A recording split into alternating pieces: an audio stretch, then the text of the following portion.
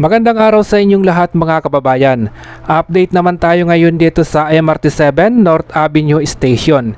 Ito nga yung matatagpuan sa harapan nitong SM City North EDSA and then Trinoma Mall.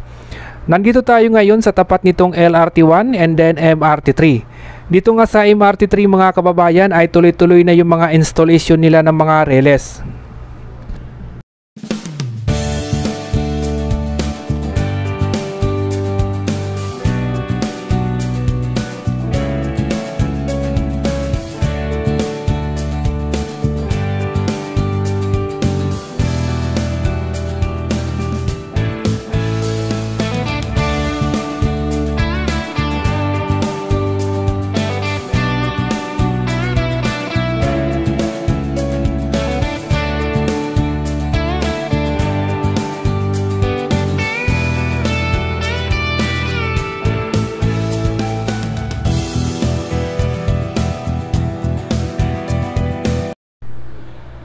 Sa ngayon naman mga kababayan, nandito na nga tayo sa tapat nitong West Avenue.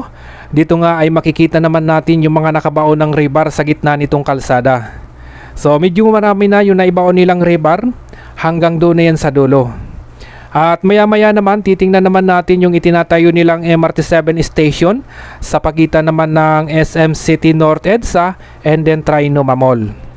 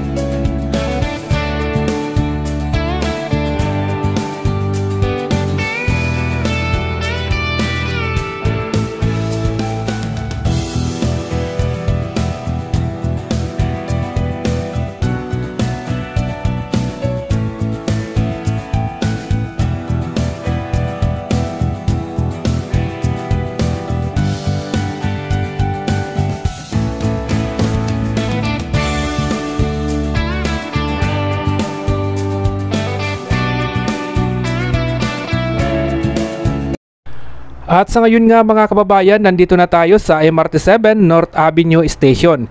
Dito nga makikita naman natin yung dalawang column na kung saan ay nalagyan na nila ng mga scaffolding at nalagyan na rin ng mga net.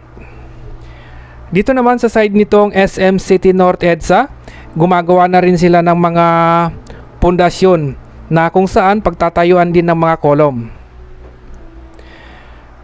Ito yung matatagpuan sa kabaan nitong North Avenue.